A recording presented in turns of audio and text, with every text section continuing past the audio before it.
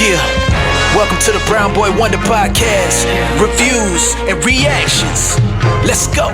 It's the Brown Boy Wonder. Hold it down, representing for the culture. Every episode brings you closer into the mind and the heart of a hustler, where the truth and the groove collide. Stay tuned in, come enjoy the ride. Keep it authentic like that, never hold back. It's the Brown Boy Wonder Podcast. The Brown Boy Wonder Podcast. Subscribe, share, and stay tuned in. The vibe's always on.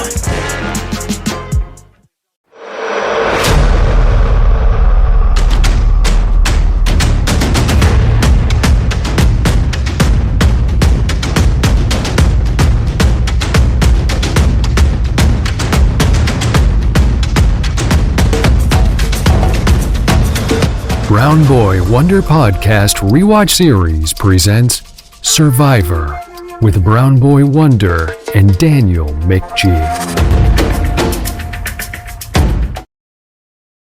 We are back with Survivor. We are done with episodes 7, 8, 9. Gretchen has got out, Greg got out, our girl Jenna got out. But for these not the last 3 episodes, but episodes 10, 11, 12, we're gonna go over with that. But let me introduce my guest, of course, who's always been here. It is the Survivor champion in the Brown Boy Wonder community. It's Daniel. Daniel, how are you doing today? I'll take that. For a second, I was like, I don't know about champion, but in the Brown Boy community, or Brown Boy Wonder community, I should say, I will accept that title. I'm doing great. How are you? Yeah, man. You are part of the what tribe do you want to call yourself? I don't know. I don't want to say Brown Boy. In Borneo, I would much rather be a part of the Tagi tribe than the Pagong tribe. I say that for free. Yeah, Pagong is they're losing their people. They did not do well, but to be fair, most of them seem to have not really understood that they were playing a game for the first 10 episodes. So. Yeah, a little bit. But of course, we are going to talk about episodes 10 right now, The Crack and the Alliance. Yeah. The day after Jenna got booted, the ex-Pagongs were upset with Sean, who's using his strategy, which is the alphabetical strategy, and is a very pointless strategy, according to everyone else, which puts Jenna out of the island. But Sean thinks that the other Tagis are picking back off his vote, but he's still not convinced that there's an alliance at all. I don't know how at this point you could be convinced otherwise. And even if he didn't realize that it was happening, like the thought that it might be happening, if you look at like at this point it's too late. The best you can do is, what are we at, final 8 in this point? The best you can do is force a tie. I don't know. No. I don't know. Sean's strategy, if we can in fact even call it a strategy, was not a good one. I think that he just kind of wrote off the voting portion of the game. Yeah. Well, when it comes to alliance, Sean says, I'm not 100% sure if there's an alliance. They're just voting out the block. I don't know if there is one. I haven't been asked to be partake in one. So there is an alliance, and Sean is not part of it. And that alliance is with Rudy, Kelly, and Sue, I believe. Rudy, Kelly, Sue, and Rich. Yeah, the Tagi 4. Yes. Sean is not part of that. Meanwhile, Richard is delighted by the fact that he foiled Pagong's attempt to vote him out. He implies that he might stop catching fish until the remaining ex-Pagong members are gone. So he is reducing his catching skills for the meantime. He is he's an a-hole, man. I mean, he is. He definitely is. But also at this point, like, we see Kelly and Sue bringing in fish, and there's less mouths to feed. So it's like, is it really that big of an issue? Like, are you really, like, do you really think that that's still super duper worthwhile? Because I don't know that I would agree with that. And then at the same time, I don't know. I was thinking while he was bringing in just like ray after ray after ray, I was like, at what point is it going to become like an issue that we have just killed every ray in the like 100-yard radius of this beach? And there's a lot of rays. I don't see him catching like normal fishes. It's just only rays. The other fish are too fast for him, I guess. The only person who I think we've seen catch a proper sized, like, actual fish was Sue in one of her crab traps. Right. The big bass. Yeah. Or I don't think it was a bass, but it was something. It was a big old fish. I mean, I remember they were eating an eel. Yeah, I think Richard did catch the eel. Mm-hmm. But also, people didn't like the eel. So, is that a positive? I guess not. Well, Richard said, I've been stalking them since before we got onto the island. When he's talking about the fishes, he says, "Bye bye, baby. It's a slow, more method game here on the island. In which of the tribe members that is with the fish, but there are similarities. That's probably the last fish I'll get until there are 5. There are 7 participants right now, and I probably won't bother to get any more fishes." So Richard is limiting his skills there. Behind his back, Sue and Kelly plan is to dump Richard at the final 3. I trust Kelly 100%, says Sue. We're like sisters. Yeah, Susan and Kelly are in this together. Kelly says, "I really like Sue a lot. We bonded quite over for 30 days. Until the next episode." I think it's weird that they did not really show them being friends or even friendly for the first 9 episodes. And then at episode 10, they're like, and they're friends and they were roommates. And it's like, oh, okay. Yeah. I'm sure that this is not for a reason. Yeah, I think the camera didn't catch that. We have to say that they're friends so that when they stop being friends, it's dramatic. Yeah. Richard said, if the alliance were to break down and something else happened, and I was not aware of it, I would shake those people's hands and say, congratulations, you did a brilliant job, and you got me fooled. So Richard is planning ahead. He says that. I also don't know if I believe him. You know what I mean? Yeah, I feel like if his alliance fell apart and voted him out, he'd be pretty salty about it. He is he can't be salty, but I guess upfront to the cameras, he's trying to be very humble. Yeah, that's exactly what it is. A special announcement arrives at the tree mill. Jervis' girlfriend has given birth to his 4th child. Jervis enjoys a cigar as his tribe mates congratulates him. So congrats to Jervis, man. His 4th child. I mean, this was 20 years ago, so he might have more than 4 kids now. I do not know. Well, they're probably in college now. Those ones absolutely would have been, yeah. That's crazy. That's crazy to think about. But yeah, I think this is the only time in Survivor, at least that I can think of, where they give you a cigar and let you call home when your girlfriend or significant other, whatever, has a child. Mm-hmm. I don't know if it's the only time someone has had a child while on Survivor. I know Jeremy, his wife Val, came on the family visit and said that the baby was good and that it was a boy. But I don't remember if she had it while he was on the island. I don't remember. Wait, so this may be a unique time, is what I'm saying. I guess so. Well, Jervis says, it's real simple. I have 2 kids from the previous relationship. He names his kids. One is 10, one is 7. Yep. And he's in a relationship right now with Carmela. Not from WWE, but another Carmela. And she has 2 kids with that and another one. So he has 4 kids with 2 different relationships. Rudy was like, if a girl was pregnant and wasn't married, that would never happen because you have to marry them right there, right then. So he has his old school values when it comes to these things.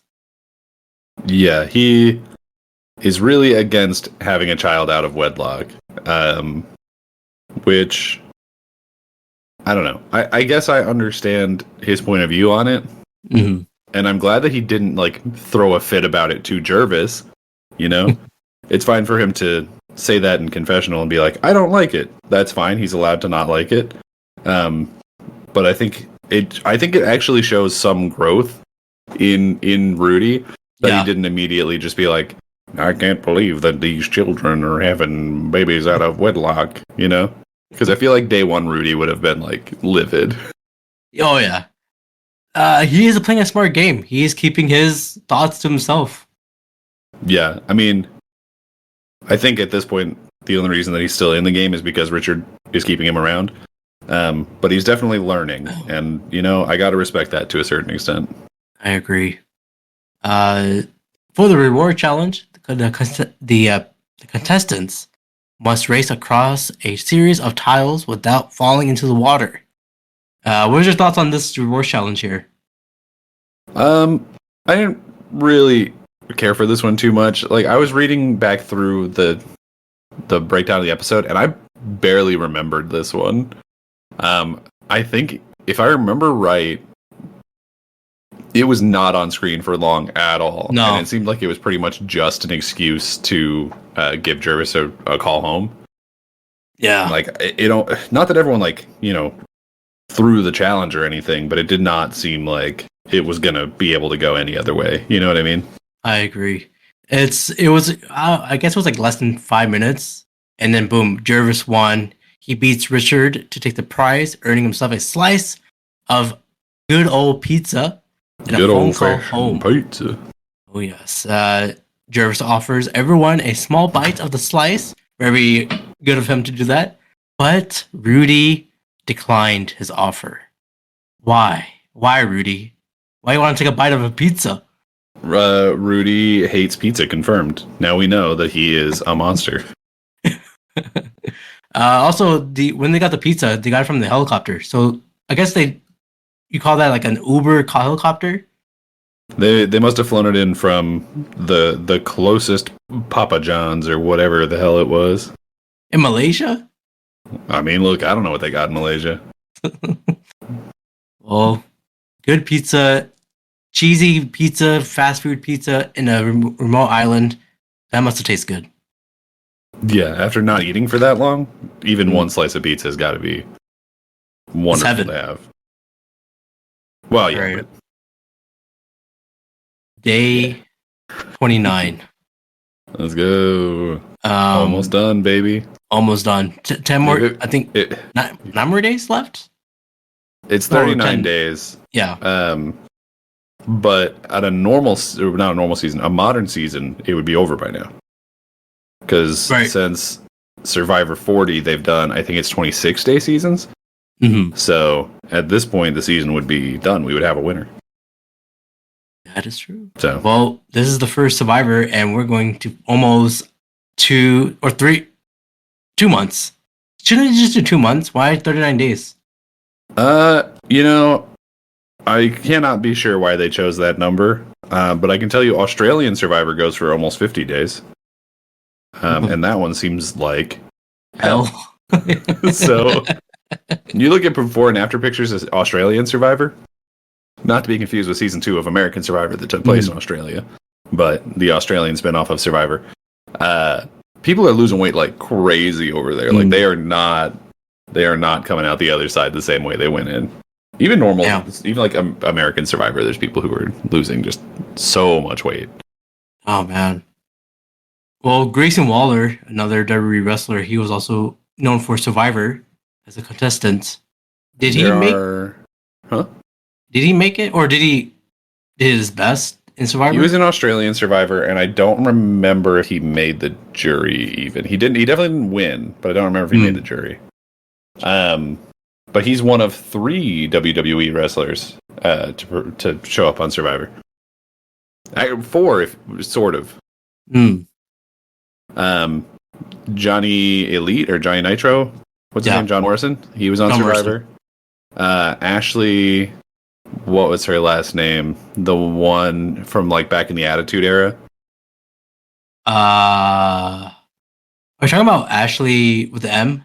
Yeah. Who oh yeah, that's like sadly passed away. Yeah, she was in the ruthless aggression. Yeah, I think so. Yeah. And then the other one was really sort of a reverse thing where Jenna Maraska became famous for being on Survivor, and then she went to TNA and was apparently terrible. I never saw her wrestle, but rumor has it she was not great. well, she was on Survivor, so that means something to us. Yeah, true. Yeah, day 29. Rudy says 10 more days, it'll be all over. I'll probably never see these people again. The way I want it. All right, okay. Jervis gets to talk to his girlfriend and hear his new baby for the first time. It's good to see that. And it was also when they went to the wife's house, they took a recording there, so we'll see how the interaction was, and that was pretty nice. Yeah, the girlfriend seemed really nice, really sweet. It's good to see his home life. It really, I feel, personalizes him, and honestly made me like him a lot more. Even though, Rudy would be mad that he's got all these kids out of wedlock or whatever, but it looks like a stable house. Everyone's happy and smiling and comfortable. The place isn't, a mess or anything. It's really sweet. It's really nice. Yeah, Rudy doesn't agree with that. He says there's no family life in this country. And then they're blaming the schools. It starts way before them kids going to school. They need a family. They need somebody to beating them on the head. So calm down, man. Calm down. All right. Meanwhile, Kelly is feeling uneasy about being a part of the Alliance. She feels that she crossed to the dark side. She thinks about jumping ship. She's going to her darkness retreat, like Aaron Rodgers. He has to go to the dark path of going against their own people. Kelly, I'm predicting you to win, man. Calm your horses. Play safe. Don't jump ship. She doesn't listen to me. I actually feel like jumping ship at this point for her could have worked. If she could have roped in Colleen, Jervis, and Sean, then she would have had the leadership of that group. Yeah. And I feel like she probably also would have gotten extra votes from the jury just because of how much those people probably hate Richard and Sue and Rudy at this point. Yeah. So if someone turned on them and got rid of them, they'd probably be like, hell yeah. Look, if Kelly is going to do this, she gotta do it. She gotta go all the way. She can't half-ass it. Yeah. Colleen says, Kelly is really hard for me to talk with about voting and about alliances. I mean, because she could really be forming her an alliance, because you see her now being kind of pulled back and forth, in one way. I think she feels that she wants to have fun and be young. I can't believe I'm in this group with these people. She's like, it's awful. Colleen is very worried about Kelly. So are the others, especially in the next episode. But in the immunity challenge, the contestants needs to start a fire on the beach using driftwood. What are your thoughts on this one? I think I feel sorry for Jervis because his fires kept losing. He kept losing his fire. He lost his torch trying to bring it from the I guess you would call it brazier or something that's floating out in the water. He lost it at least 2, maybe 3 times just trying to walk it to where he had built up his driftwood. Mm-hmm. I like this challenge. I like it a lot because it's in Modern Survivor. If there's a tie, but also when you get to the final 4, the way they do it today is instead of doing a vote at that point, the person who wins the final immunity gets to pick one person to take with them to the final tribal council where the jury decides who wins. You get to pick one of the people that goes with you, and then the other two people do a fire making challenge to win the third slot because it's a final 3 now. In Borneo it's final 2, but in Modern Survivor it's a final 3. Yeah. And this is basically just a way bigger setup of the exact same fire making challenge. So it was really cool to see it. I'd forgotten that they did it here, but it was like, oh, this is where that idea came from, because it's almost exactly the same. Straight up all the way to the flag kicking up at the end. Like, it is exactly the same thing, just larger. Nice. Yeah. I never started a fire like Billy Joel, but I don't think I can do this challenge. Or I mean, I might take a long time to do it to make a fire, but I probably will lose this challenge.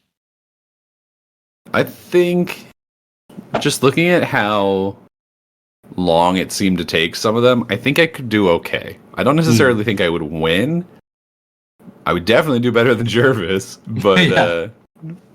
I think I would do okay. It is funny though at one point, because you can see during the challenge, and I don't know, maybe you can grab a clip of it, but Jeff had said, like, you can't have the wood touching the string. Right. And at one point they show Richard's fire, and there's 2 pieces of driftwood going like that, like making a V underneath it to like go above it. So it's basically like cupping the string. And then they cut back later, and that is no longer there. And I wonder if Jeff like told him outside of the edit to get rid of those sticks, because it was like right up on the string.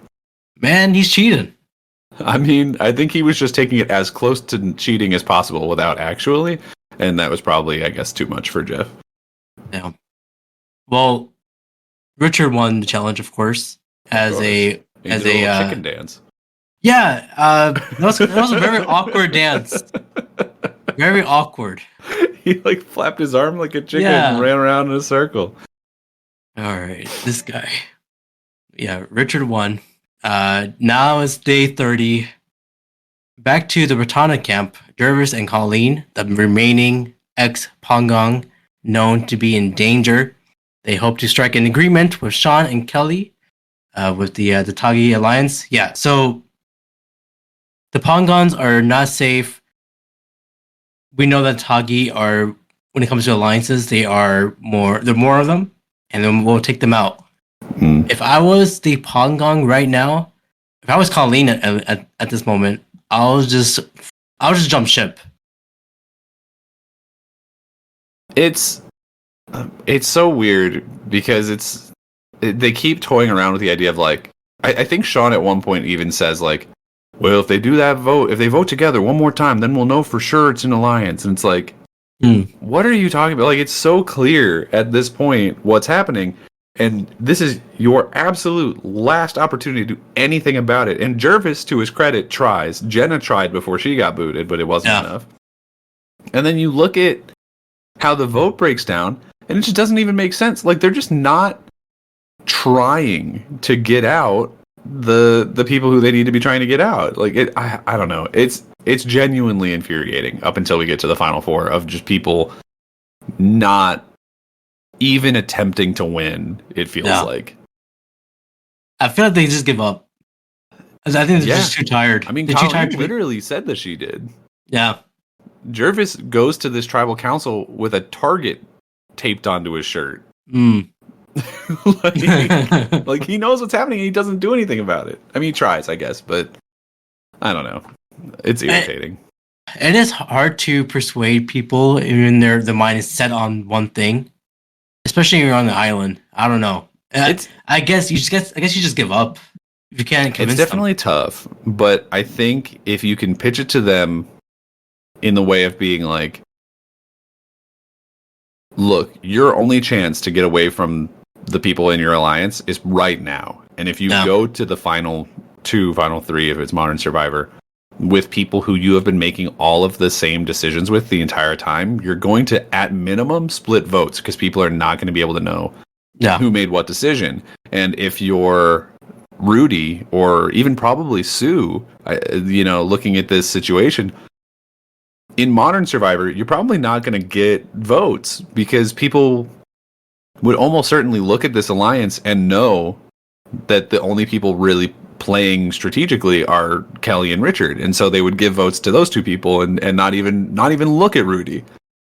So yeah, no, it's just it's weird. It's so weird to go back to the very first season of people like just figuring out how this game works and be like, you almost want to grab them by the shoulders and shake them and be like, would you just play the game? Oh, damn. Well, let's go to the Tribal Council. The Tagi Alliance holds firm, and with Sean sticking up to his alphabetical voting strategy, the 5 former Tagi members ganged up on Jervis, who is deemed more threatening than Colleen. And he is voted he is voted out to a 5-2. Jervis becomes the 3rd member of the jury, joining Greg and Jenna. Everyone at the jury pissed. Jervis is out. 100%. I think people in the jury at this point are almost certainly praying for the downfall of Tagi, and obviously at this point it's probably too late for that to happen. So it's I think once they got voted out, they all of a sudden realized like, oh, that's right, like this is a game for $1 million and we do have to make alliances and play this game. Mm-hmm. And so now they're watching other people make the same mistake as them and being like, oh, I can't believe that they're doing that. I would never do that. But like they already did.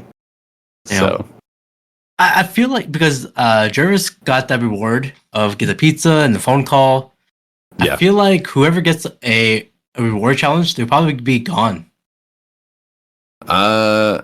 Not always. I think it just kind of works out in this case of like getting rid of the people who are not part of the alliance. Mm-hmm.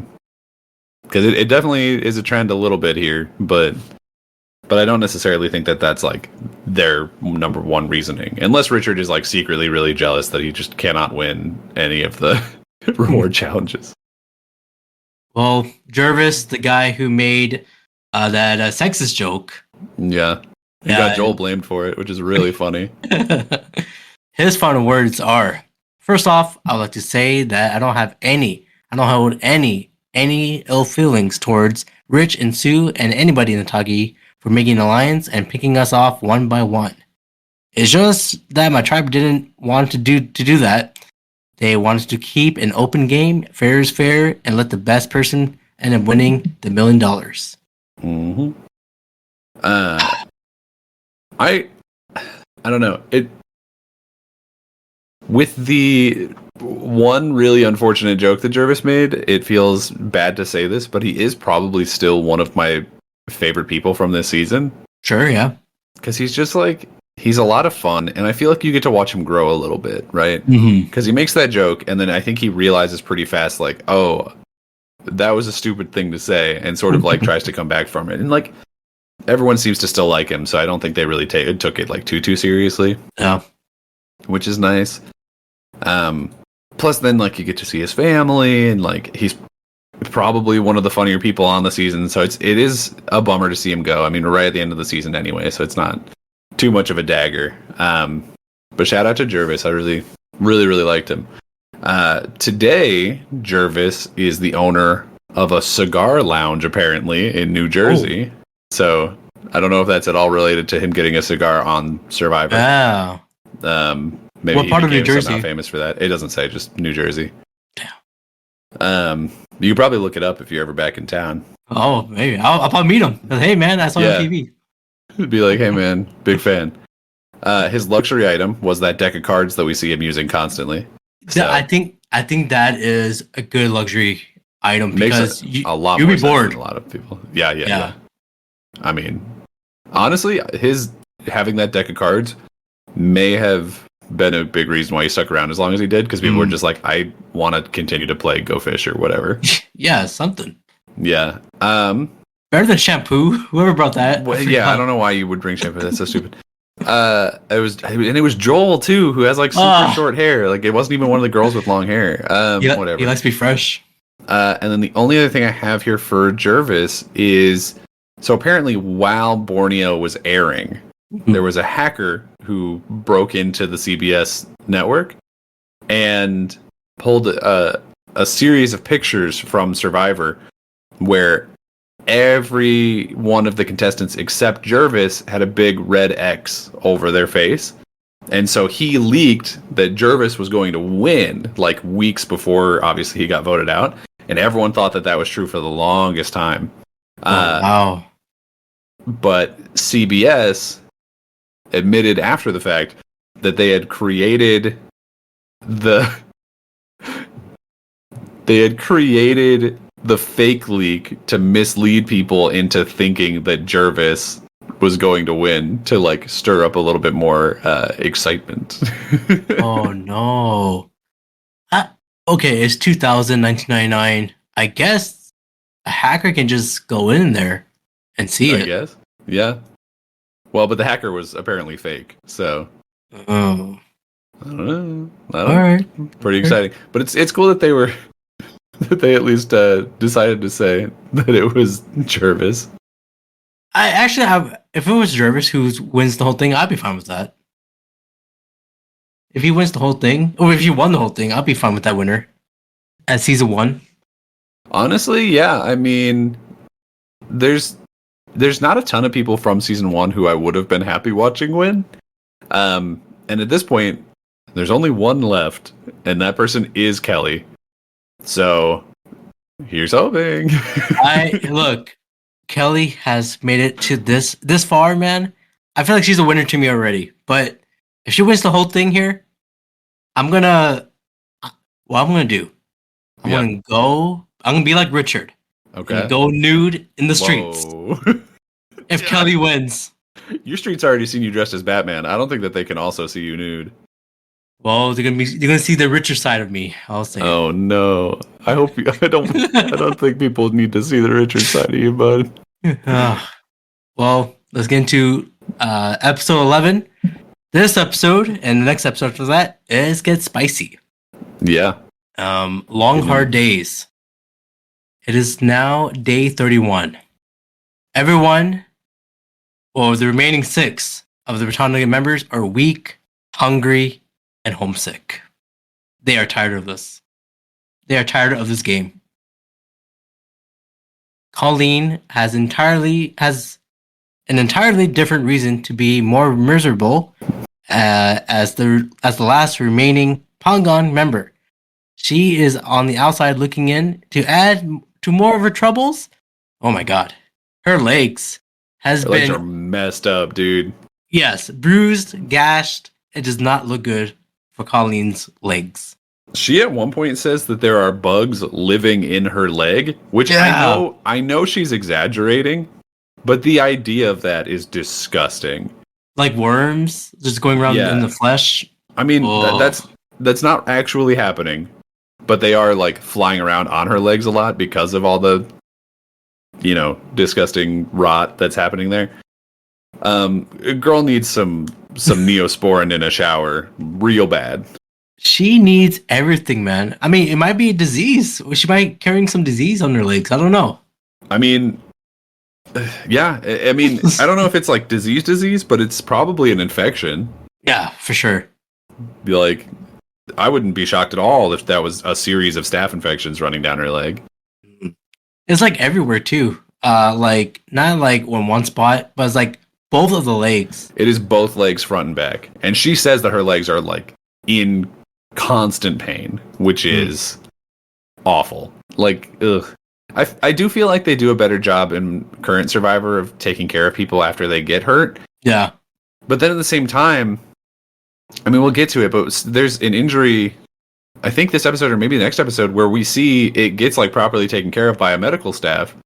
And I don't know why they're not doing anything about her legs. Maybe they're not as bad as they look, Because also we saw in episode 1, we saw Sean using like betadine and stuff and bandages on Sonya's scratched up legs.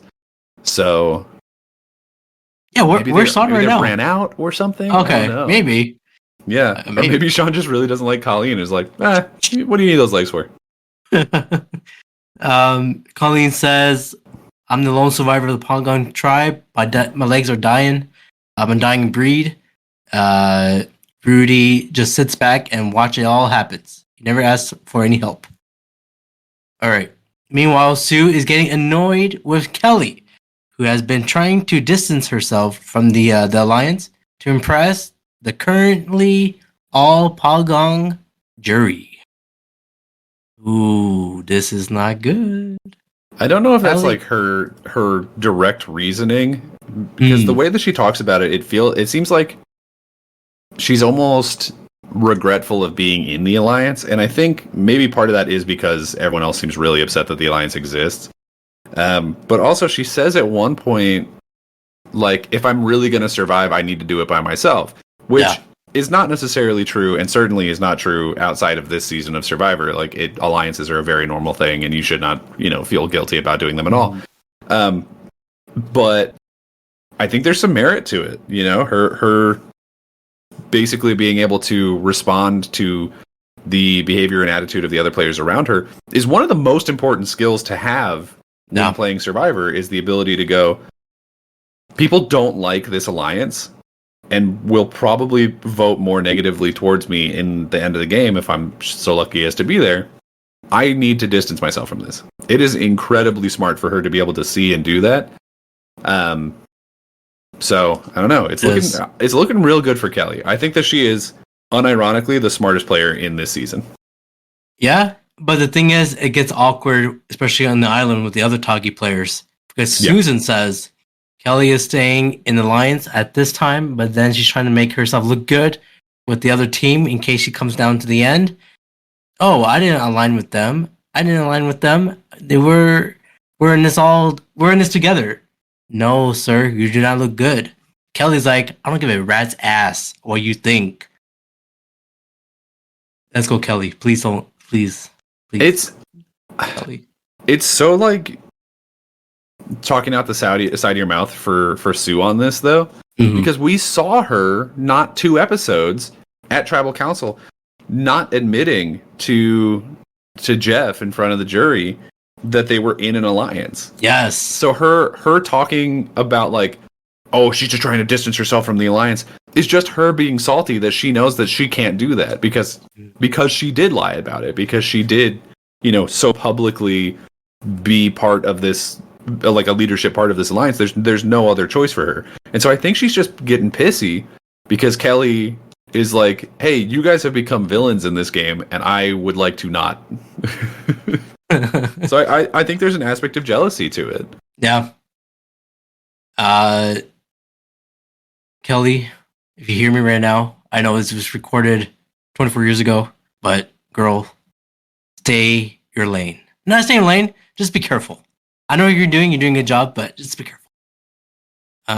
Kelly is actually still part of the Survivor community. You'll see her comment on stuff every now and then. Oh, so you know what? I'll follow her. There is a non-zero chance that she will watch this podcast, actually. Oh, I know she watches other Survivor podcasts because she's commented on them before.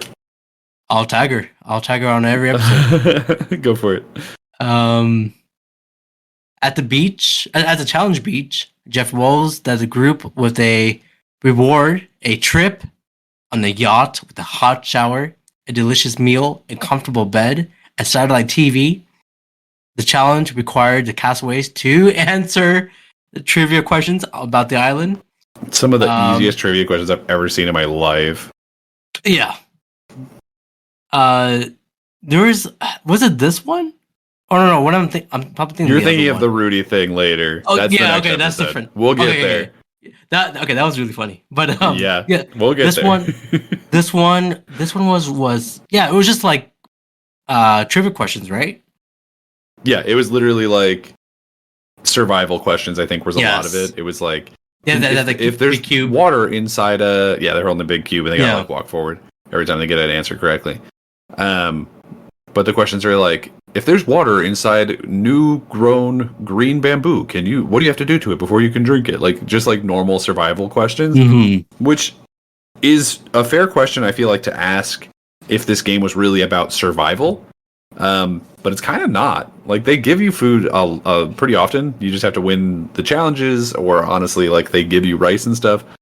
like this isn't a purely survival game, so it's weird to me that that's what so many of the questions are about. But I don't know. There's also an aspect of it where, like, you know, they didn't necessarily know 100% what the show was going to be yet, so I'll let it slide. Yeah, I think before this thing happened, Colleen's like, "Oh, we're gonna do a trivia game, but we're on a game show too." She's like, it'll be just like a game show. Wait a minute, we're on a game show. I like it because it transitions to the game. Yeah. Go on, Colleen. But yeah, at the end of the challenge, well, first, do you think you would have won the challenge? I think I would have too. Would I have won this challenge? Yeah. I definitely would have done better than most of them. I think by the end of it, I think, at least from what we saw, it looked like Sean and Richard had only missed a handful of questions. So yeah. I don't know that I necessarily would have done better than that, because we also don't hear a lot of the questions. They kind of montage past a lot of it. Yeah. But of the questions they asked, I knew, I think, all of them. So how could they hear Jeff? He was kind of far away from the contestants, right? He has to yell the questions. Yeah, he probably was just yelling. At least have a mic or something. Boom mic. Yeah, I don't know. It's really funny because you can notice in some challenges, not this one necessarily, but like, do you remember the it was like a spider web rope challenge that Colleen won, and then she took Jenna on it to like get her letter from home. You can tell really, really strongly in that challenge and a handful of others that they just like could not pick up Jeff's audio during the thing. Because if you listen, it's like all ADR and doesn't even really match up to what's happening. Like, they'll show a clip of Rudy and it'll just be like, "You can do it, Rudy," and there's like no, like, the tone is just like dead. There's no life to it at all. Yes, I remember that. It's really, really awkward. I don't know. It's fun to see just like how much this show has grown in 47 seasons, which, I mean, if it hadn't, I would be shocked, you know? That'd be really disappointing.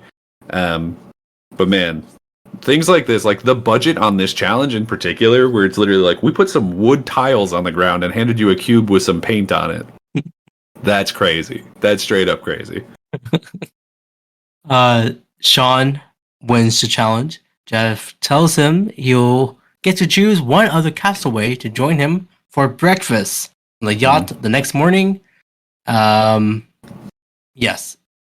So that's I feel happening. like at this point, after what, 31, 32 days or whatever on an island with no food, I would crave breakfast like no other. Breakfast is my favorite meal of the day. I'm a big pancake guy, big bacon guy. I would fight and die for a waffle after 30 days without. So I respect it. I respect the hell out of this win. Yeah. And when Sean was in his yacht, he was, first of all, he had dinner. Correct. Good looking dinner too. He took a shower.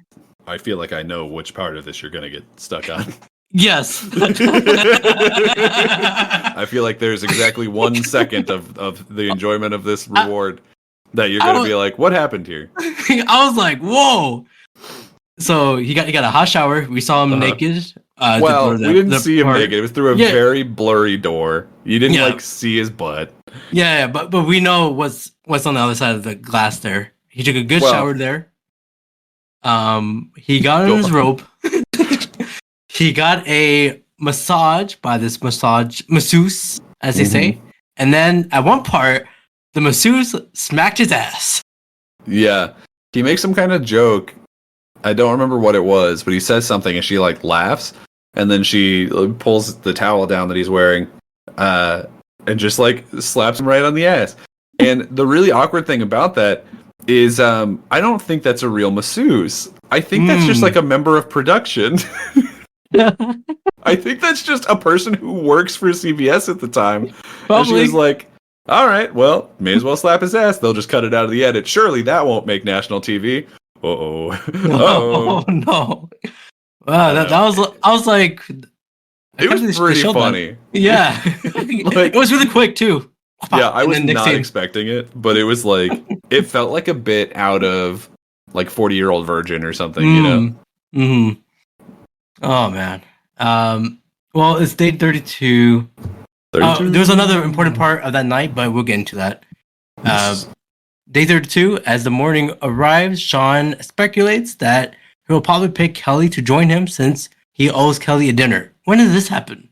When did Kelly ask him for dinner? I don't remember. I think Kelly won something and took Sean with her, and so he's saying he needs to like return that favor. But I don't remember which challenge it was. Gotcha. Well, he owes Kelly a dinner. Kelly says, "I really like Sean. I probably talked to a lot of trash about him, but And she was right too. yes, yes, especially what's gonna happen.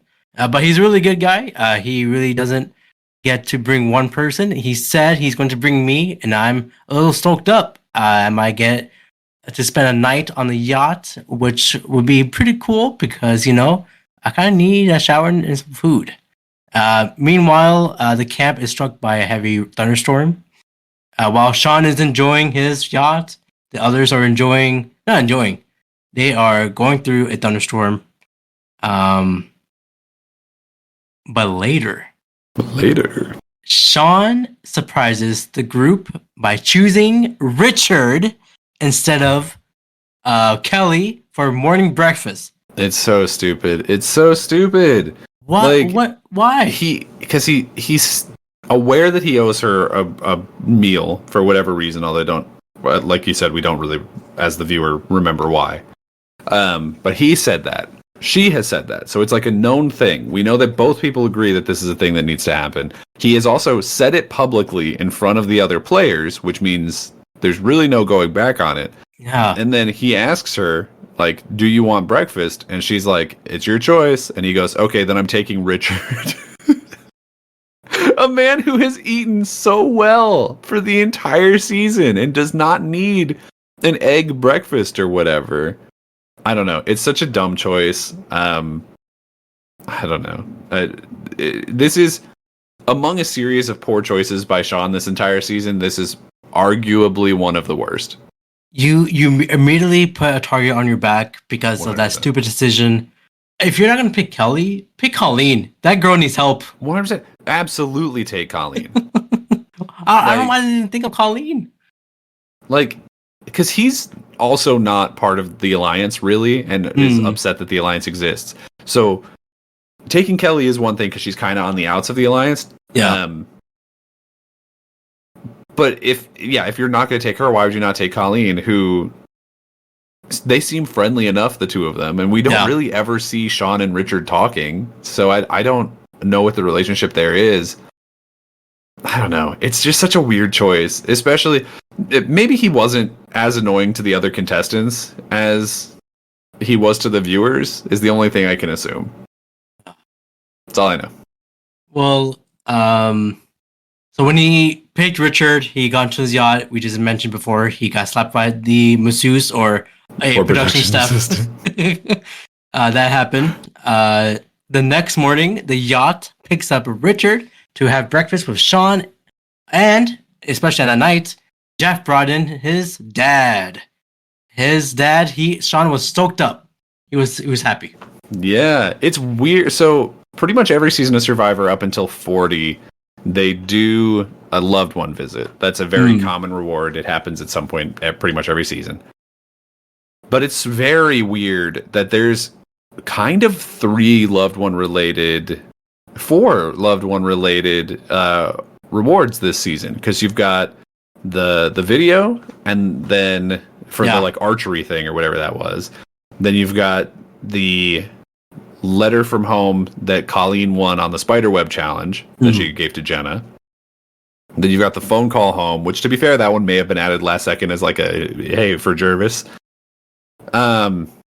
And now this one. So there's 4 loved one related rewards in a show where the individual portion was like relatively short. Like, I don't know. It's weird to me. It's really weird.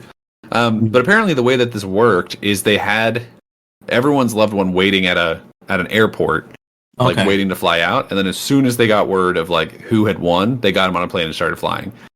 which is also why we see between the challenge and the reward happening that he goes back to camp and waits for like a full day, is because they have to fly his ass in from like California or something. I don't know how much the tickets were back then. I'm sure it was cheap to Thailand. Not Thailand, sorry, Malaysia. To Malaysia. I would almost assume that it was some kind of like private plane situation. Oh, probably. But I don't know. CBS has money. I mean, yeah, they're CBS. They can afford a plane ticket. Yeah, I hope so. But yeah, Sean and his dad at night, they were enjoying dinner. He was very happy. It's good to see that. Yeah, although maybe it was awkward. I felt awkward because they were on camera. But man, their relationship was very stonewall to each other. It was like, I love you, son. You are my son, and I love you. And it's just like, I don't know. Like I didn't feel the warmth. But maybe that's a New York thing or whatever. Or maybe the dad's not comfortable on camera. Oh, especially what's about to happen here. Do you think he, at this point, knew that a production assistant had slapped his son's ass? I'm sure he was right behind the camera. He saw the whole thing. Did Sean come up from his massage and be like, "Hey, Dad, that lady just slapped my ass"? It was pretty cool. I was into it. Oh no, no, man! You should get a massage. They are gonna slap your ass though. It's the mint on the pillow. It's how they say goodbye. Oh, I'm sure the dad was hiding somewhere. I don't think. Oh yeah, probably. I would hope he wasn't in the room while his son was naked getting massaged. When they picked up Richard and enjoyed breakfast, Richard was pretty much eating the entire time. He was not really talking to Sean or his dad. He was munching on. They returned to camp. Sean introduced the other castaways with his dad. Jim, it's called Jim, the dad. Then surprises all the castaways with care packages from their families. Jim chats with everyone before departing. When he arrived, he fell off the boat. Yeah, remember that? I do. The cameraman caught it, but they cut away from it a little bit, but you can see it like sort of on the edge of the screen. And Sean's like, "Are you okay there?" It's really funny. Especially since I just rewatched Winners at War season 40, and it's an all returnee season, and they're jumping off the boat at the very beginning, and like half of the people fall when they jump off the boat, and I'm like, you've been here before, you know what to expect. What are you doing? Oh no, Jim, the dad, when they're all talking to the castaways. The castaways was asking like, "Hey, what's going on with the stock market? Was there anything, any news?" He does not know anything what's happening. He doesn't know. He doesn't know what's happening in the world. Yeah, I think it's so funny that he's like, "I'm gonna go on a yacht. It's gonna be great. Gonna get a massage, maybe a shower, maybe there'll be a newspaper." And it's like one of these things is not like the other. Like the fact that he says newspaper is such a time capsule of like how long ago this is. Oh yes. I don't know. Well, it is funny though, because his dad is clearly not like a socialite, because he goes back to the beach with him, right? And he's talking to people, and they're asking him things about like the world, and I don't remember exactly what the questions are, but he just like does not know the answers. Like they ask him something, he's just like, "Oh wait, no." You're like, Dad, what? Not really useful. Well, he brought care packages, so I guess he's useful. Yeah, Jim the dad. He left with. I guess he went to the yacht. I guess he went back to the yacht when he's done with the meeting the castaways. Yeah, I mean, I guess he really. I don't know how long he would have actually stayed there, but my assumption would be that they basically flew him right back home. I feel like that would be the thing that makes the most sense. No, that makes sense because there's like 8 more days left. Might as well go home. But all right, the immunity challenge. This challenge is a balancing contest with all 6 castaways standing on a plank till one remains. Richard, being an annoying ass self, He's Oh my been singing a God. song called 99 Bottles of Beer. It's like a Right. Christmas jingle. I don't think it's a Christmas thing. I've heard it. It's like a at this point more often used just to annoy people, but I think it's supposed to be like a way to kill time. Is the idea? Is you're supposed to use it on like, I don't know, car trips if you're like a really annoying Midwestern white family. Then you start at like 100 bottles of beer and you just sing the whole thing all the way down to 0. And I cannot imagine how that is less annoying than just sitting in silence. I would want to stab him. Fortunately, he's like the first one out. Yeah. Kelly briefly joined Richard as he's singing. Rudy. Well, first Rudy fell. Oh the yeah, water first. He says he slips. I think he quit. I think he made the decision of like, if I'm up here a second longer, I'm gonna stab this man. I gotta get out of here. Rudy fell off first, and then quickly by Richard at the 2-hour mark. Oh my god! Standing on a plank for 2 hours, and like the sun's going down too. Oh my god! They clearly did not expect it to go 2 hours. No, I thought that they think we could come in at least an hour or 30 minutes, but they were like, "We're not losing. We're not losing at all." Yeah. Sean fell off after the 2-hour mark, and then Susan followed by him. After nearly 3 hours, our girls, Colleen with the messed up legs, and Kelly remain on the plank. Colleen needs to be the winner here because she knows she's going to get out. She knows that. Right. But she thinks that. But remember, on the sideline, Rudy and Hatch are talking about how she doesn't need to win because they want to vote out Kelly tonight. Yeah. Which is, it feels like left field coming from Richard and Rudy. But they're like, Kelly's still in there fighting and she does not know that she needs to win. Yeah. And fortunately she does. But damn. It's 3 hours. It's literally sunset. Back on the beach, Richard, Rudy, and Sue agreed that they'll be voting off Kelly tonight. Or if Kelly wins immunity, they will vote off Sean. Oh yeah, when they were talking about it, like, oh yeah, we're gonna take out Sean. And then Sean shows up. Hey guys, how you doing today? And they're like, nothing. Nothing. There's also, it's really awkward because the bit I was talking about were Rudy and they're talking about it at the challenge still, right? This is before Kelly has won. Yes. And it's literally just like, it's the three of them sitting there talking and you're like, wait, where's Sean? Because he already fell out. Where is he? And then he comes out of the forest like he had to go and take a piss or something. Mm-hmm. And you're just like, wow, this alliance just does not care. Like they know that they can't be stopped by Sean or by Colleen at this point. So why even hide it? It's just rude, honestly.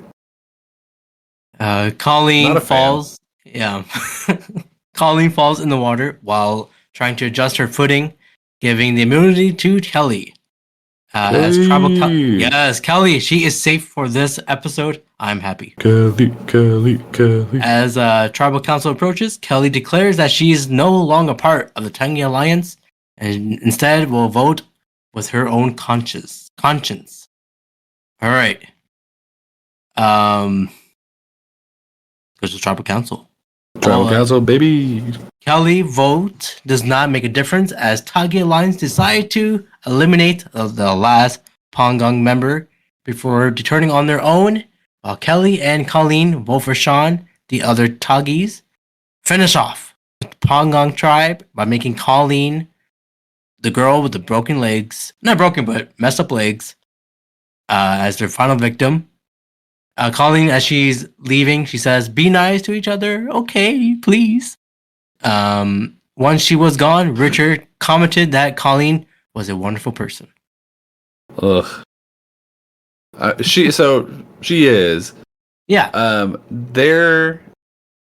It needs to be said, I'm pretty sure that Sean voting for Colleen here breaks his alphabet. Mm-hmm. I'm relatively confident. Let me double check real fast. Sure. Because I think the last person he voted for, where is this? This is Colleen's boot. Sean is here. It's on just like a table here. Yeah. So he votes He voted Colleen back in episode 7. Then he did Greg, Jenna. And then I guess technically at that point he broke because he went back for Jervis and then did Colleen, which is nonsense because I think if he wanted to really stick to his alphabet, if he was really like, this is the way I'm going to play, then week 10 he should have voted for, what is it? I guess Rudy? Mm-hmm. Or no, yes, it should have been Richard. Richard. It should have been Richard, and then it should have been Rudy this week. But he just doesn't do that. So he's not going with his alphabets. He does the alphabet right up until the point where it would go against the Tagi Alliance that he's not even part of. And then he stops doing it. Boo, Sean, go home. You suck. What a loser. At the jury, Greg, Jenna, now Jervis. Yep. They're pissed. Oh, you betcha. And they're probably also pissed at Sean, so he's going into a lion's den back at the hotel. Oh, yes. What's her name? Colleen, our girl. Her final words were, had a lot of fun, and the past week was actually the hardest part of the whole thing. I'm excited now for the next step. I want to sit in the jury box. If I came into this game on the Tagi team, I think I would have won. I agree. Maybe. She would have definitely done better. Yeah. I'm just going to say it. No harm in saying it in now after I've been kicked off and I didn't win, but really, I could have won. Ugh. I kind of feel bad for her. Colleen is probably the most, like, genuine, kind, innocent person on this season. Yeah. I mean, to the point where she can't even, like, watch them kill the fish because she's, like, upset by them stabbing a stingray. Which is, to be fair, I don't think I would be super comfortable with it either. But man, it's rough to see her go, but at the same time, like, there really was no shot that she was going to win, I don't think. People might have voted for her just to not vote for a member of the Tagi Alliance if it came down to it at the final two. Yeah. But unfortunately, I think that the Tagi Alliance all knows that. So, I don't know. But here's some facts about her. So first of all, her luxury item was a bar of soap. It probably is gone now. So I'm sure it didn't last long at all. So she brought a bar of soap. Joel brought a bottle of shampoo. Somebody else, I forget who, brought a toothbrush. We're just bringing toiletries to this island. I guess she's possibly the member of this tribe who had the most non-survivor related success afterwards, because she actually starred alongside Rob Schneider as his love interest in The Animal. Do you remember The Animal? The Animal? When did that come out? It came out in 2001, and it's the movie where Rob Schneider acts like a dog. Okay, it's not good. Okay, I was thinking of Hot Chick, but that's something else. Yeah, it's definitely not that. Okay, so she was acting, so that's good. She was acting. She also was on an episode of That 70s Show, so she had done a bunch of stuff. And she held true to exactly who we thought she was, because she also turned down a $100,000 check to pose for Playboy. So she said, "I'm not doing that," which is, I think, very respectable. Considering the way her personality was, I just could not possibly imagine her doing that. Yeah, it doesn't make sense. And then since, even if we do, she was asked to come back for 2 different All-Star seasons. She was asked to come back for All-Stars and for Heroes versus Villains, which are 2 really great seasons that hopefully we'll get to at some point. And she turned down both because she just didn't want to. Okay, that makes sense. I don't really want to do this again, actually. I don't want to go through hell again. I mean, that's almost exactly the quote here. She said she, quote, just genuinely didn't want to go through all that again. That makes sense. So I would do the same. All right, yeah. Colleen, she was the nicest person in this whole... was she the nicest person? It's like her or Sonia, for sure. It's one of those two. Sonia didn't last at all. Sonia was gone day 3, so it's hard to know exactly. She could have, for all we know, day 30, Sonia would have become a supervillain. Could have been. Oh, she could have been. I doubt it, but she could have. She could have been an island husband with Rudy. You never know. You never know. I do think they would have probably gotten along. Yeah. She also has 2 daughters now named Catherine and Jane. So she's honestly just living a good life. All right. Respectable. She shouldn't name her kids Jeff Prost. Jeff and then the other Prost. Well, the 2 they're girls, so no. For sure, no. Jeffria and then Jeffria. Then Parista. No. Come on. You gotta tie it in. That's all right. All right. Our last episode here. Before the finale. For the freaking finale, man. We're almost done here. Almost done. Episode 12. Oh no. The death of an alliance. Ooh. Day freaking 34. Imagine. I can't. I would love to. I genuinely. If they called me up to be on Survivor and they're like, just so you know, we're going back to 39 days, I'd be like, hell yeah. I'm down. I'm so down. Honestly, even if they were like, we're to start pushing for the Australian Survivor 59, whatever days it is, I'd be like, let's go. Let's do it. All right. Hey man, I want your motivation. I like that. Thank you. with the Pangong no more, Richard continues to plot and scheme as this son of a bitch does. He says that the game. You really don't like his ass, huh? No, man. The first episode, he was like a monkey like that. Now he's his ape up in the tree. Yeah. As soon as I see that, I'm like, get this guy out of here. Hate him. He says that the game is in his control. Of course, he will say that. He and Rudy agreed that Kelly should be next to go. No, please. Rudy says that his loyalty in the game is to Richard. Ugh. And he says he won't break his word. And I agree. I don't think Rudy, what he says, he meant it. Because he's been very low key in the entire game. Sean? Rudy. Yeah, well, I don't think Rudy is really a strategic player. I think that his strategy was, I'm going to be loyal to Richard. That was his whole strategy. And in his defense, it's working for him. But I don't think there was any world where he was going to do anything other than ride Richard's coattail to as far as they could make it and then hope for the best at the end. Honestly, truly, don't even know how much Rudy cared about the money. Yeah, that's true. Kelly says Rich is a smart guy and he's really tricky and I don't trust him one bit. I never have. Me too. On the beach, Sue, I didn't know her last name was Hawk. Yeah, it's a cool name. Sue Hawk? I wish she was cooler, but it's a cool name. It's no denying that. Is she related to Tony Hawk? No. Okay. she's a truck driver from like Wisconsin. If she was related to Tony Hawk, it would have been mentioned. All right. Sorry, Susan Hawk. I'll call her Susan Hawk now. Or Sue Hawk. Yeah. And Kelly get into an argument about Kelly's abandoning the alliance. Sue Hawk accuses Kelly for pandering to the Pangong jury members, but Kelly retorts that she dropped out of the alliance because she thought it was a confining way to play the game. They got in a big argument, and Susan at the end of the argument is like, "I don't care what you say," and she was after the argument, she just went out and fished, but it didn't look good at all. While she was fishing, dude, I thought she was gonna die. She got stung by a stingray. Oh, yeah. Yeah. It's truly like miraculous to be able to be killed by a stingray, which is why it's so shocking that it happened to Steve Irwin.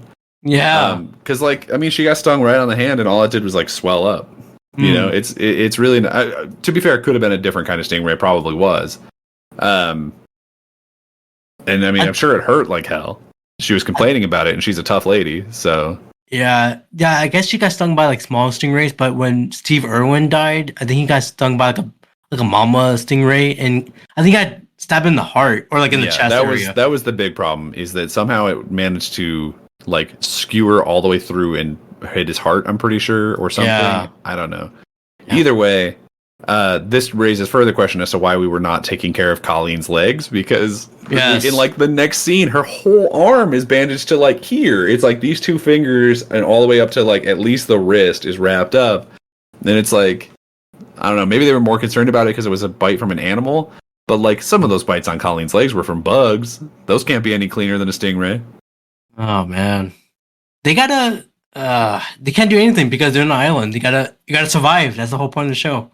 Yeah, I mean they've got doctors around. Like it's not okay. You know, it's not crazy. Huh? They're not gonna be like, good luck. Aside from that, all is quiet around the camp. The castaways reflect upon of how much they miss their families. Each one of them, they're like, I gotta get out of here. I miss. Sean says, I miss New York. I miss my favorite food. Sue Hawk miss talking to her husband. Richard is exhausted. He's just, he was. It was something about his job or something. Like it reminded him of like he want to go back to it, something like that. He got a message. Oh yeah, he got a message from the care package about his normal life, and he was starting to miss it. But yeah, now it's day 35. At the challenge, Jeffrey, he's a girl. Oh no. Jeff promises a unique reward. The winner will go to a bar with Jeff. Oh, I would love to go to that. And watch the first 5 minutes of the first episode of the show, Survivor. I think I had misremembered this because I for some reason thought it was like the whole episode and that they were watching it like as it aired. But he very clearly just puts a tape in a VHS thing. So it's probably just like the opening, like them jumping off the boat and maybe another couple seconds after that, them rowing. That they had just finished editing. But I also know that apparently this reward was not originally planned. Is they were originally planning on just giving them the winner like some beer, and the people complained about it, and they were like, okay, then we'll take you back to base camp and pretend it's a bar, because everyone in that, it wasn't a real bar. Like you could tell there was a big neon sign up there that just said Survivor Bar. Like that, there's not going to be a place in Malaysia called the Survivor Bar when the show just now exists. Yeah. And everyone who was in that bar was production staff. And so the challenge like last minute got changed basically from you can win some beer to let's go on a date with Jeff Probst. Well, it kind of fooled me because I thought they were at the bar, like a real bar in Malaysia. It may have been a real bar that they like dressed up, but it definitely was not. Like everyone there was production. Well, to win the challenge, they must roll around in the mud pit and transfer mud to the bucket using only their bodies. When the buckets are weighed, Kelly wins the reward. I would kill it at this challenge. Really? Easy. Yeah. Look, 100%. I hate being dirty. This is the worst challenge for me. Is it also funny to you that the site of this challenge is the mud volcano that Greg and the Pagongs found in like episode 2 or 3? Yes. And as soon as the last person who knew that volcano existed got voted out, they're like, what if we do a challenge there? It's a promptu challenge. Yeah, maybe. I don't know. But no, I'd be really good at this. I think, I don't know why all of the people like basically stripped down to their undies because like they were in their swimsuits.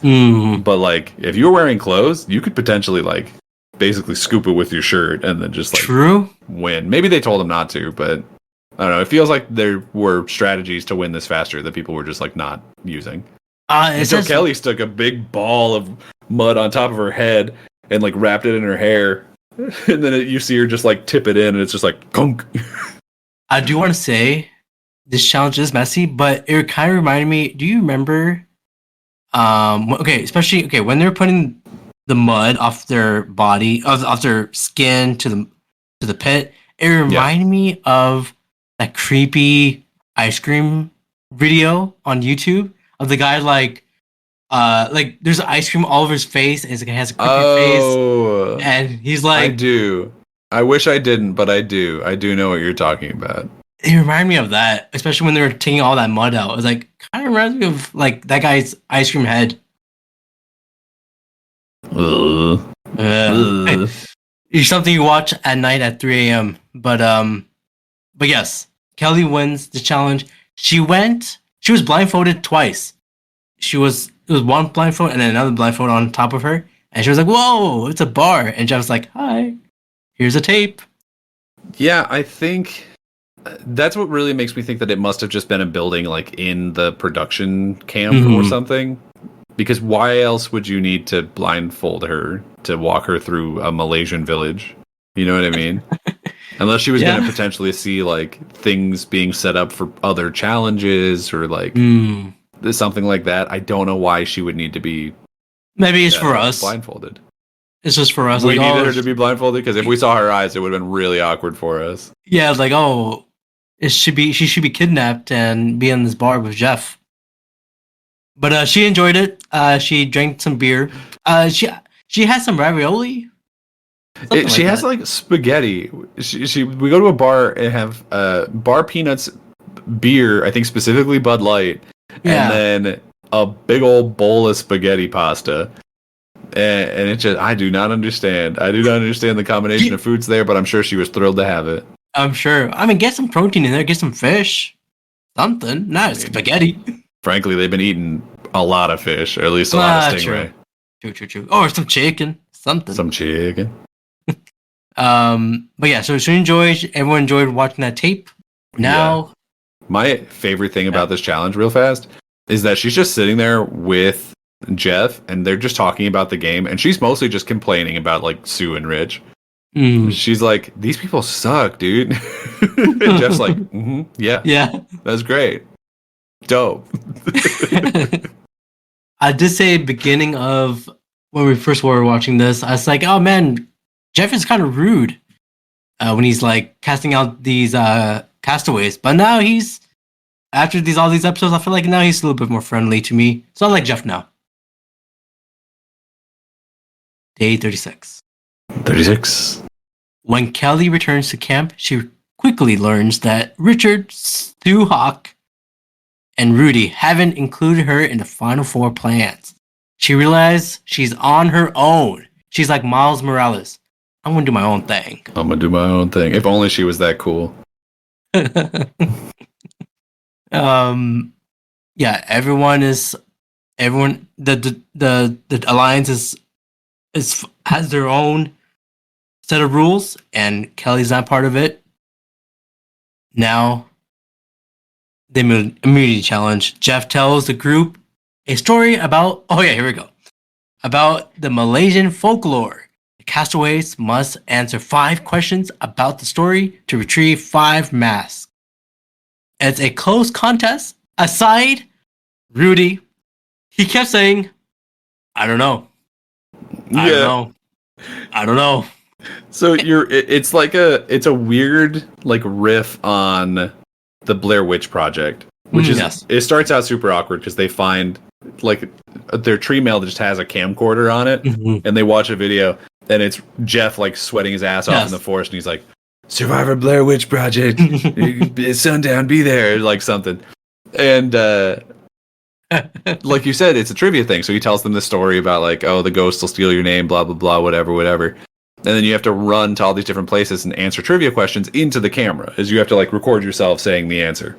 Yeah. And all of them are awkward at it. Every single one is like really weird. Sue, when she's answering the questions, is just like mixing up the story, and I think got a lot of it wrong, but like, at least she was trying. And Rudy, like you said, he'll read the question and he goes, "I don't know." And he just walks off every single time. There's like 5 questions or something, and every single time he just goes, "I don't know," and just wanders off like he's lost in the woods. Oh, that was I think that's my favorite part of this whole season right now. It's really funny. It's unfortunately really, really funny. Man, he's not gonna win if he's gonna say "I don't know." Say something. I mean, he's definitely not going to win that challenge. I mean, Yeah. there was no shot in hell that he was going to pull that one out. Well, towards the end, Kelly wins by a nose. The Tagi Alliance is annoyed that their voting plans have again gone up to smoke. Kelly is safe. Kelly is safe for this episode. Ooh. Woohoo! And she probably needed it because I think they're still looking to get rid of Kelly. Oh, yes. Before Tribal Council, Sean speculates that the votes will be split in several directions. I agree. Kelly says, I'm going to vote for either Rich or Sue. It's time to get dirty. No more Mr. Nice Guy. I don't know. It's every man for himself. That's Every man for himself, baby. Yes. In the end, the Tagi 4 remain strong as the last Alliance outsider. Sean is booted in a unanimous 4-1 vote. Sean is gone. It is the first unanimous vote of Survivor, and it's all the way at the end of the season because no one could agree on anything. Yeah. As Sean was, especially towards the end, he made a lot of mistakes, and of course, I get the voting strategy, their alliance. But if you don't look at the alliance, if you look at Sean, what he's been doing, in the beginning he was acting lazy. He chose Richard instead of Kelly, so he made some mistakes towards the end. Well, for sure. I think he made mistakes the whole time. It just didn't matter early on because no one was really playing. So True. His final words, Sean says, I like to think I was a last good person down here. I hope that's the way America remembers me. Not really. They may have, but I think they also may have mostly thought of him as that idiot who voted alphabetically and then forgot how the alphabet worked as soon as it would have actually mattered. Exactly. I conducted myself very well here. I mean, there are people I generally like on here, but there are some very callous, cold, and how do you say that word? Duplicitous. Duplicitous. Wow, I can't believe you said So that close. You nailed it. You got it. Remaining on the contest. Good luck, guys. See you later, America. It's been a blast. Oh, he also says bye. Bye. I just hope that America remembers me as the best person in the world and not all of these duplicitous buttholes that are around. Anyway, goodbye. See you. Bye. Adios. Bye. Bye. Have a beautiful time. Well, now we have. Okay, go ahead. Do we have anything for Sean here? Oh, for Sean. Yes. So he also brought toiletries as his luxury item because he brought a razor, which I think we see in this episode during a confessional. I think we actually see Sue shaving her leg with presumably the same razor. I don't think that anyone else brought one. Kelly needs to shave her armpits. Look, she's a kayak guide, you know? She's on Survivor. If there's ever a time to not shave your armpits, it's on Survivor. She's fine. I agree. She's all right. I agree. He made a couple of acting appearances and got some fame off of this. So he made some bit role appearances on a soap opera called Guiding Light. And he appeared as a medical correspondent on a couple of news programs afterwards. So he was on CBS Health Watch Network medical correspondent from 2004 to 2008. He had a section called The Dr. Sean Show, which was just seemingly a chunk within an existing show, which was a medical call-in show on the radio in South Florida where they were just like, Dr. Sean, I got a rash. What do I do about it? Or something. So, I don't know. He's also a published author. Oh. What do you think he would have written a book about? Because you're not going to guess. Okay, this is not Survivor. It has nothing to do with Survivor or medicine. Okay. Okay, Joel was part of that movie. True. Jervis was also in that movie, by the way. Right. So Sean, I don't know. What is Playboy? I don't know what no, he wrote a book called Etri the Cow, which is apparently a book about a cow struggling for survival, which I guess is sort of survivor related. The back of the book says, humiliated by his hooved legs and flies on his haunches and the grass in his mouth, a bull named Etri tells his tender story about the brutal insignificance of cow life at Gorwell Farm. And then it goes on for another paragraph that I'm not going to read. It's a first person story about the life of a cow. For some reason, this New York City doctor went on Survivor and was like, "I'm going to write a book about a cow." I guess it's not a kid's book because no, it seems like it's all of the quotes on it are like a poignant tale about the struggle for blah blah blah. So yeah, it's definitely not a kid's book. But you can buy it on Amazon for $15 if you want to read a probably very bad book. Although I will also say, Jeff Probst writes books, or used to write books. All right, Jeff. I've not read any of them. Oh, but they are about a family surviving on an island. So. Oh, okay, I mean, Jeff. It's very clearly like Survivor adjacent. That's good. That's good. All right, Jeff, Sean. Well, they're writing books. They're writing more books than me. True. Yeah. Although I think you probably would end up doing a better job than Sean's. Oh, it sounds like it. All right, Sean is gone. Sean's Colleen gone, is baby. gone. Jervis is gone. Now, next week or next time we'll be talking about the final episode of season 1. There's only 4 people left, and that is Suhawk, Rudy, Richard, and my girl, my winner, my prediction. The winner in our Kelly. hearts and minds. Oh yeah, Kelly Wigglesworth. Kelly. Oh yeah, that's the last name, right? Wigglesworth. Again, Kelly Wigglesworth. She is my favorite player from this season. 100%. Second favorite probably Jenna, but Jenna didn't really get to do much. So. Next week we'll see the jury picking who will be the winner of. Yep. There'll be Survivor? 2 more people voted out, but by then who will also get to make choices. Okay. But we'll see. We'll see. All right, we'll see. So go. Oh yeah, are you singing the theme song? It's gonna be good. It's gonna be a good one. I can't wait. Okay. Yes. So next time you see us will be the final episode of Survivor of season 1. But Daniel, where can they find you, man? You can find me on Twitter or Blue Sky now at Daniel J McG, or on my personal YouTube channel, Daniel McG. That sounds good. And of course, you can follow this podcast, the Brown Boy Wonder Podcast, on Spotify, YouTube Music, Apple Podcasts. I'm on TikTok. I'm on Instagram at the Brown Boy Wonder Podcast. Follow me there. Follow Daniel. Follow the survivors because they have interesting stories. Maybe don't follow Richard. He does have a YouTube channel, though. Don't follow. Okay, I shouldn't say that because I might tag him. Follow Richard. Actually, I hate Richard. No, don't follow Richard. Yeah, get his ass. Follow Kelly. Kelly is the man in the Survivor group. Follow her. Until then, what do I say here? Bye. Have a beautiful time. Bye. Oh yeah, bye.